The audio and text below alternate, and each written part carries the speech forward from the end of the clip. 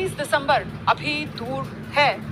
हो सकता है साल के आखिर में जब हम ईयर एंडर दिखाएं तो आपको बताएं कि ये साल कथावाचकों और धर्मगुरुओं की अजीबोगरीब वाणी, उनसे संग्राम और उनके अहंकार के लिए जाना जाएगा। कथावाचक अनिरुद्धाचार्य के बेहुदा बोल पूरे देश में चर्चा का विषय है। पूरे समाज में एक बहस चल रही है, एक कथावाचक की वाणी और मर्यादा आखिर क्या होनी चाहिए। लेकिन अब इस विवाद में एक बहुत ही प्रकांड विद्वान है, धर्म और शास्त्रों के बहुत बड़े ज्ञाता, धमाकेदार उनकी एंट्री हुई है और ये है तुलसी पीठाधीश्वर जगत गुरु रामभद्राचार्य जी। रामभद्राचार्य जी ने कथावाचकों को मूर्ख कह दिया है। लेकिन आप ये सोच रहे हैं कि अनिरुद्धाचार्य को ही कहा होगा, तो आप गलत हैं। दरअसल जगत गुरु रामभद्राचार्य जी ने बहुत चौंकाते हुए वृंदावन के प्रेमानंद महाराज जी को मूर्ख कहा है, और न सिर्फ मूर्ख कहा है बल्कि इसे सिद्ध करने के लिए प्रेमानंद महाराज को शास्त्रार्थ और श्लोकों की चुनौती तक दे डाली है। मूर्ख क्यों कहा और चुनौती क्यों दी, उससे पहले ये जानिए कि ये विवाद किस दिशा में अब मुड़ रहा है। अब इसमें कुछ सवाल हैं। क्या देश में ज्यादातर कथावाचक अज्ञानी और मूर्ख हैं? क्या कथावाचन सिर्फ पैसे और पॉपुलैरिटी का शो है? क्या कथावाचन पर सिर्फ धर्म गुरुओं का कॉपीराइट है, या कथावाचकों की लोकप्रियता से संतों में असुरक्षा, ईर्ष्या है, या कथावाचकों और संतों में दरअसल ये एक अहंकार की लड़ाई है जो शुरू हो गई है। दरअसल पिछले दिनों उत्तर प्रदेश में 2 कथावाचकों की पिटाई हुई, जिसके बाद बहस हो गई कि कथावाचन पर क्या सिर्फ ब्राह्मणों का एकाधिकार है। नेता भी इसमें कूदे थे। लेकिन अब जो विवाद है वो उससे एक कदम आगे। क्या धर्म का सच्चा और शुद्ध ज्ञान सिर्फ संत महात्मा दे सकते हैं? क्या ओरिजिनल ज्ञान जो है वो सिर्फ संत महात्मा के पास है? अब सुनिए जरा, रामभद्राचार्य ने प्रेमानंद महाराज जी पर आखिर क्या कहा जिससे ये विवाद उठा है। रामभद्राचार्य जी की तरफ से कहा गया, पहले विद्वान लोग कथावाचन करते थे, आजकल मूर्ख भी धर्म का ज्ञान दे रहे हैं। प्रेमानंद बालक के समान है। मैं चैलेंज करता हूं, संस्कृत का एक अक्षर बोलकर दिखा दें प्रेमानंद। मैं चुनौती देता हूं, प्रेमानंद जी मेरे कहे संस्कृत के श्लोकों का अर्थ समझा दें। प्रेमानंद जी को लेकर द्वेष नहीं, लेकिन ना तो वो विद्वान है, ना ही चमत्कारी पुरुष। चमत्कार उसे कहते हैं जो शास्त्रीय चर्चा पर सहज हो, श्लोकों का अर्थ ठीक बता पाए। तो पहले विद्वान लोग ज्ञान देते थे, आजकल मूर्ख ज्ञान दे रहे हैं। रामभद्राचार्य के इन शब्दों को अगर लकीर मान लिया जाए तो मुरारी बापू, जया किशोरी, धीरेन्द्र शास्त्री, यहाँ तक कि कुमार विश्वास भी जो भागवत या राम कथाएं कर रहे हैं, वो सिर्फ शब्दों की जुगाली और कोरी लफ्फाजी है क्या? क्या इन सब का ज्ञान मिलावटी है? इनकी कथाएं क्या सिर्फ और सिर्फ पैसा कमाने का जरिया है? कथाएं मन का द्वंद मिटाती है। लेकिन देखिए, आज शाम की बहस में हमारे स्टूडियो में 2 खेमे बन गए। एक तरफ से रामभद्राचार्य वाले भिड़े और दूसरी तरफ से प्रेमानंद जी वाले। उनकी वो व्याख्या कर दे, मैं महामंडलेश्वर का पद छोड़ दूंगा। अगर वो व्याख्या नहीं कर सकते तो वो जगत गुरु पद का छोड़े। हरे हे ओम मा इखे तवोर जयतवा बायावस्था देवो बाहा शाविता प्रार्पाया तो सरेश। ये अहंकार बोल रहा है उनका। संत संत होता है, कथावाचक कथावाचक होता है। आप लोगों ने कथावाचक मानेंगे, विदुर जी को संत मानेंगे नहीं मानेंगे भाई? आपको नहीं पता है, आपको नहीं।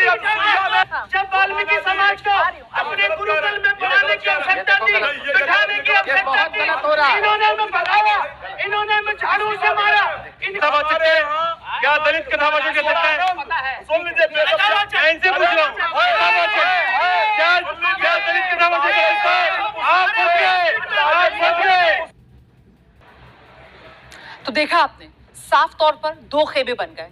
प्रेमानंद जी के समर्थकों का कहना है कि रामभद्राचार्य जी को ज्ञान बहुत है, लेकिन इसी ज्ञान का उन्हें अहंकार हो गया है। जिस तरह से उन्होंने कथावाचकों को कम करके आका और जिस तरह से प्रेमानंद जी को मूर्ख कहा, ऐसा करके उन्होंने सिर्फ अपने अहंकार का प्रदर्शन किया है। तो संतों और कथावाचकों का ये संघर्ष आगे बढ़ाएं, उससे पहले रामभद्राचार्य जी और प्रेमानंद जी, आप दोनों के बारे में विस्तार से जानिए। जगत गुरु राम भद्राचार्य जी तुलसी पीठ के पीठाधीश्वर हैं। 2 महीने की उम्र में उनकी आंखों की रोशनी चली गई थी, लेकिन 5 साल की उम्र में गीता और 7 वर्ष की उम्र में रामचरितमानस कंठस्थ कर ली। समस्त वेद उन्हें कंठस्थ हैं। आंखें ना होते हुए भी 80 ग्रंथ उन्होंने रच डाले। 22 भाषाओं के वो जानकार हैं। पद्म विभूषण से सम्मानित राम भद्राचार्य जी अयोध्या केस में गवाह थे। सनातन की बात वो खुलकर करते हैं। हिंदुत्व और हिंदू राष्ट्र का विचार रखने वालों के बहुत नजदीक हैं। खुद को प्रधानमंत्री नरेंद्र मोदी का अच्छा मित्र बताते हैं। प्रेमानंद महाराज जी भी एक ब्राह्मण परिवार में जन्मे। 13 वर्ष में घर छोड़ दिया।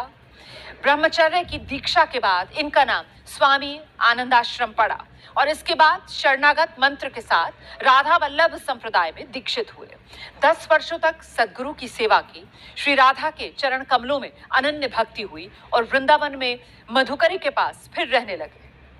प्रेमानंद जी की दोनों किडनियां खराब हैं। रोज डायलिसिस होता है, लेकिन नाम जप करते हैं, रोज पैदल चलते हैं, प्रवचन करने कहीं नहीं जाते, आश्रम में ही तांता लगा रहता है। हाल के वर्षों में सेलिब्रिटीज में प्रेमानंद महाराज जी को लेकर बहुत क्रेज बढ़ा है। तो दोनों बायोडेटा आपने देख लिए और ये दोनों बायोडेटा देखने के बाद कोई भी ये मानेगा कि प्रेमानंद जी नॉलेज, जो उनकी नॉलेज है वो राम भद्राचार्य जी से कम होगी। लेकिन क्या इससे प्रेमानंद जी ज्ञान देने का अधिकार खो देते हैं? क्या इससे ये सिद्ध होता है कि उनकी बातों में मूर्खता है? दरअसल अहंकार पर 4 श्लोक आपके सामने मैं रखने जा रही हूँ। चारों के स्रोत अलग अलग हैं। ये भगवत गीता, चाणक्य नीति, पंचतंत्र और मनुस्मृति से लिए गए हैं। श्लोक अलग अलग, लेकिन इन्हें पढ़ें तो सबके भावार्थ लगभग एक ही हैं। और वो क्या है? अहंकार मनुष्य का सबसे बड़ा शत्रु है। अहंकार, घमंड और गुस्सा ये असुरी स्वभाव के लक्षण हैं। अहंकार बड़े से बड़े बलवान को नष्ट कर देता है और अहंकार से व्यक्ति अपनी विद्या और प्रतिष्ठा दोनों खो देता है। कथावाचकों पर विवाद अनिरुद्धाचार्य के लड़कियों के मुंह मारने जैसी शब्दावली से शुरू हुआ था। खुद प्रेमानंद जी ने भी लड़कियों को लेकर टिप्पणी की थी, लेकिन उनके शब्दों में वो हल्कापन नहीं था जो अनिरुद्धाचार्य की भाषा में था। लेकिन राम भद्राचार्य जी की टिप्पणी के बाद अब ये साफ दिख रहा है कि संत और कथावाचक ये बन गए हैं 2 अलग अलग खेमे।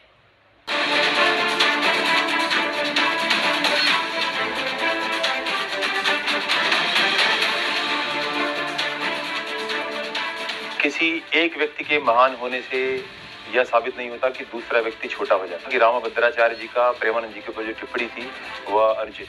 कई बार वो ऐसी टिप्पणी करते रहते हैं जो नहीं करनी चाहिए, असामाजिक। राम भद्राचार्य जी महाराज ज्ञान के समुद्र हैं, तो प्रेमानंद जी प्रेम के और भक्ति के समुद्र हैं। जिस तरीके से आप देख रहे हैं कि कथावाचकों में ज्ञान कम होने के लिए, संस्कार कम होने की वजह से कई तरीके की सामाजिक भ्रांतियां फैल रही हैं, तो इसीलिए उन्होंने ये शब्द बोले और मैं उनका पूर्ण तरह से समर्थन करता हूं। राम भद्राचार्य जी संस्कृत की बात करते हैं, प्रेमानंद महाराज जी बहुत विद्वान है संस्कृत में, कभी उनसे प्रवचन साफ करके देखिए। कोई रियल में संत है तो कोई रील में संत है। ये समाज के लोगों का काम है, इसे स्वीकार करते हैं।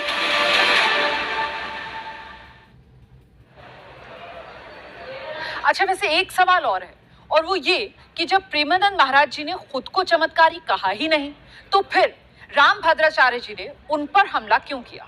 उनके धर्म और शास्त्र ज्ञान को चुनौती क्यों दी? प्रेमानंद जी तो कथा भी नहीं करते हैं, तो उन्हें कथावाचकों से भी आखिर क्यों जोड़ा?